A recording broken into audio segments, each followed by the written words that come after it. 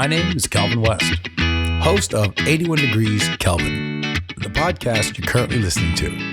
Let's dive on in and see what's hot today. Ladies and gentlemen, welcome back to the show. This is 81 Degrees Kelvin. As you know, we jump right into the topics. Right now, we're talking to a nurse who is working in the field right now here in Phoenix, Arizona. We have guest host Taylor West on the phone. How you doing, Taylor? Good. How are you? Fantastic. All right, my friend. How are you doing today? I am doing great. I actually just got home from a shift. So okay. Now, tell us a little bit about your background and what you do So I run one of the major urgent cares out here in Phoenix. So I'm pretty much the first line of defense when people are getting sick with a cough or a fever. So yeah, that's what I do. I get to check them in, I get to treat, and just kind of see what goes from there. So now you're a first what do they call it? First responder. A first responder in this pandemic that's going on. Tell us what your perception is in regards to the pandemic here in Phoenix. What how I think about it? What I think about it? Yeah, tell us your story. So I mean, it's a pandemic. What else? But I'm taking it as serious as I possibly can. When I see people that aren't taking it as serious as they should be, it kind of upsets me because I'm the one that these people are coming to, you know? Right. Like, these people are getting sick off of people that are not washing their hands, not doing the whole social distancing. And I'm totally for the social distancing. Like, don't come near me and touch me. Yeah. Because nobody knows what germs you're carrying. Absolutely. So what are your thoughts on people who are just kind of, doing business as usual and going out, and you've seen them post pictures of them at these different festivals and stuff? Like, what are your thoughts about that? Honestly, I mean, these people have grandparents. These people have parents. This disease, this virus is not hurting the younger generation. It's hurting the older generation. So ultimately, you're putting your parents, your grandparents at risk. Anybody with underlying medical conditions such as hypertension, diabetes, anything like that, asthma, that's right? also these people are also getting at risk to this virus. So when you're out there having a fun time, trying to go to the bars that were still open, which I was surprised finally shut down. Wasn't it surprising? It's surprising, like the bars that tried to stay open and put out these statements of like, we're doing everything possible. No, you're not. You're staying open. No. Like, that's not everything possible. Because then again, you fall on human error. Not everyone's going to remember to wash their hands or to get that sanitizer on their hands before talking to the next customer. Right. And we kind of dove right into it, but earlier you said, you're taking it very seriously and you want others to take it very seriously. So what does that mean specifically when it comes to the tasks or the day-to-day living? And is it washing hands? Is that enough? Does that mean if you're staying inside, is that enough? Is that taking it seriously? Or what does that specifically mean from your medical expertise? So washing your hands is going to be your best line of defense. You need to wash your hands, warm water, soap for at least 20 seconds or more. Yeah. Self-quarantining yourself also is a great way to help stop the defense, because you have to think, how many things do you touch in a day? How many times do you touch your face in a day? So many times. Yeah, that has been my hardest time too. When someone tells me not to touch my face, I just want to touch. You just want to touch your face all day. Right? Yeah. And in being in the medical field, I touch my face all the time. Now I'm more cautious on how I'm touching my face. Do I need to use my hands to touch my face, or can I use my shoulder to kind of like make that itch that you're dying to itch? Go ahead. So is there anything out there that is there something that you, and again, this is from your perspective on what's going on. Is there something that we as a society doesn't know right now? Is there something that we should know that we don't know out there right now in regards to all this? Honestly, if there is, I'm not too sure about it. Yeah. To tell you the truth. I have my theories about the whole virus and where it came from and how it was made, but I can't dive in 100% on that because I don't know the facts all too well on this part. I'm curious what your theories are, actually. my theories is that this virus was created. It wasn't. Yeah. It just didn't evolve from a SARS virus. You know, here's the thing: is that there's a lot of talk about that. There's a lot of talk about that, and you know, and honestly, I haven't put too much thought into it because I am somebody who's at risk. I mean, I'm HIV positive, and you know, I'm very healthy, but at the same time, I've never had the coronavirus, and so I'm taking it seriously as if it is going to be an issue for those with HIV. But I haven't had the opportunity to put a lot of thought in the whole, you know, control aspect of this, right? Because if this was created, it has to be some sort of like control that's trying to be placed on the population, right? Would you agree? Well, yeah, I do agree. And when I look at the statistics and how I see this virus acting, is it's not affecting your younger generation, right? There are no deaths in a younger generation that are healthy.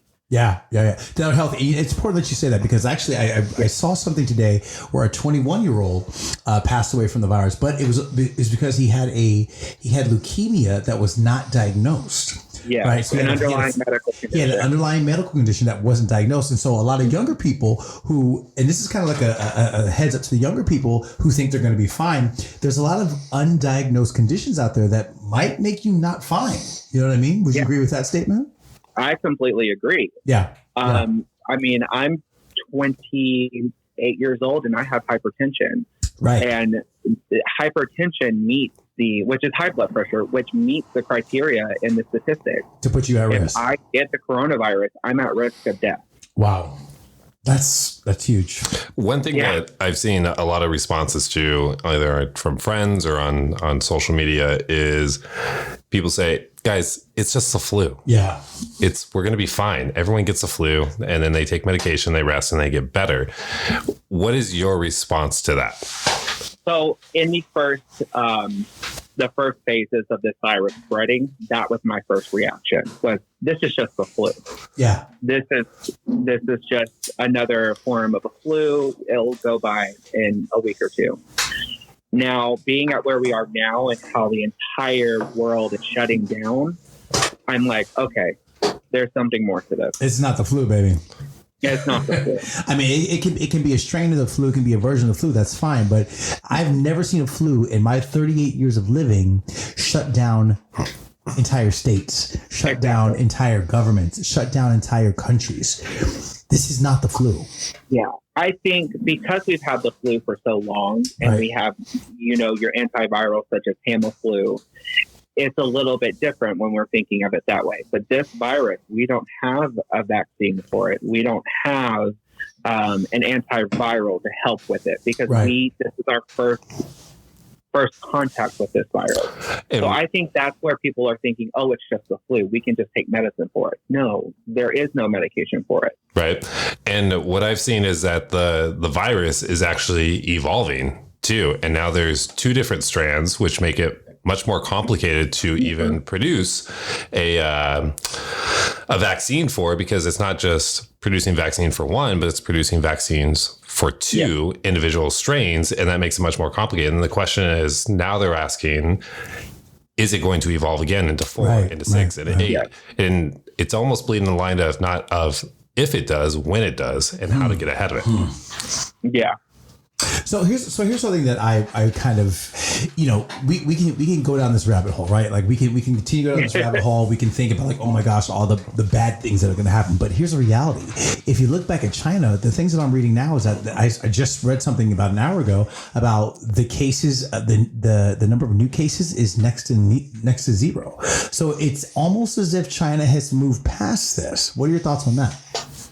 So, I've also read the same thing. I read that China didn't have a new case in, I think, a day, right? Something like that. No, it's. I think it's actually a little more than a couple of days. But continue. Yeah.